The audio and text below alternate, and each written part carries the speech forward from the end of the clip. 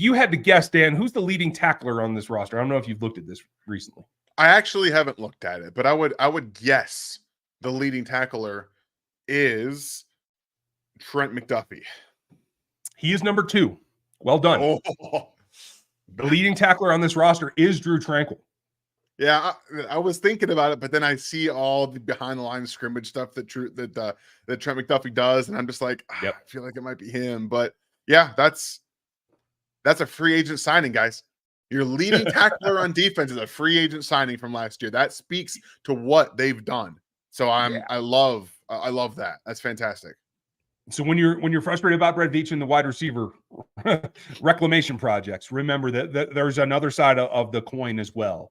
So that said, for me, it's about right now the second half of getting Nick Bolton back. So you're double strong in the middle and being able to withstand, because when I look down the gullet, the only thing the Las Vegas Raiders can do right now is run the ball. They're going to have to come after him. Honestly, New England's offense is Mac Jones adjacent because he is an afterthought. They run. I still think I would take Bailey Zappi as the backup on this team tomorrow if I could, because they just won't use him in New England. I don't know if it's Bill O'Brien or if it's Bill Belichick. I don't know which Bill it is, but there's some going crazy out there. And then obviously you get to Cincinnati. They need to use Mixon.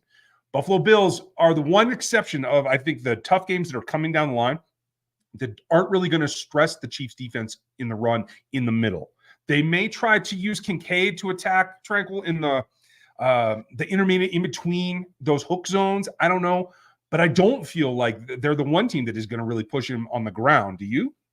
No, and the strength of the teams that they play is through the air, and funnily enough, that's the Chiefs' strength right now. The Eagles have an excellent run game, but this year it's been about their passing game. They've been able to still. AJ Brown has been he had a streak of 125 plus yards in like 6 straight games. It was just broken before their bye, but it's been about that connection this year, and the reemergence of DeAndre Swift has been also great for them. Their offensive line's gotten some injuries. Obviously, the bye week will give them an opportunity to heal up, but the tough games, like you said, are going to be about mitigating the quarterbacks to the wide receivers. And I expect the Cincinnati Bengals wide receivers to be healthy when they play. That was clearly a part of maybe T. Higgins not playing this week, trying to make sure that he's ready for the stretch down the ways. But also, Buffalo with Josh Allen has been fantastic and given the Chiefs problems. Even though Gabe Davis is not a very good receiver, he gives the Chiefs problems. Those, at least in the past, maybe not this year because they have not been allowing some deep shots down the field. So this might be a completely different game that we've seen in the past where the defense doesn't give up those big plays. And how does Josh Allen handle that? We saw opening week in some of the weeks that they have struggled where Josh Allen, when he can't get the ball down the field, he does struggle a little bit. And that might be where the Chiefs end up just being better this year. So I'm very excited to watch how these teams go on because they're going to have to run the ball more consistently because that's the one area right now where the Chiefs are still lacking a little bit. You can run the ball on them, and then you're going to have to figure out how to get rid of that play action pass stuff. But if you can get underneath them, stop those, get them into those third and long, much like they did against the Dolphins, they're cooking with gas, man. Yeah, agreed. I'm just getting the game, the Chargers and Lions on my television here so I can pay some attention and at least hear it. Looks like Justin Herbert's going to seal that deal and get in the end zone. Again, they're down, on the 14-yard line or something like that. Dub Free Freer, again, welcome back to the memberships. Well, I think you've been in before, if I remember correctly.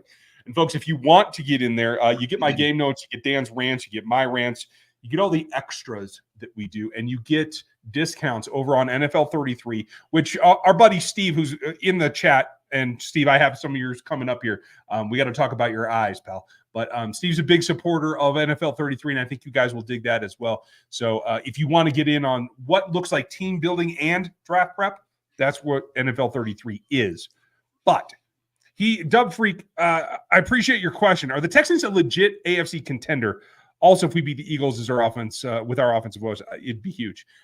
The question is, who are the Texans beating? Until today, honestly, I would have told you that, yeah, they're good, but I wouldn't call them a contender. Does that change for you today after beating the Bengals? It doesn't, and that's just because this was CJ. They are CJ Stroud. Okay, they Yeah. are CJ Stroud, and Yeah. he's a fantastic quarterback, guys. He right now is a top 10 quarterback in the NFL. As a rookie, he is a top 10 quarterback. This is zero, no question about it. There's none. He is elevating without his number one receiver. He went and beat the Cincinnati Bengals. He did it. Okay, he did. This was not their defense bailing him out. They scored 27 points on that defense. This was CJ Stroud. He threw a pick, but he won that football game, throwing for 350 plus yards.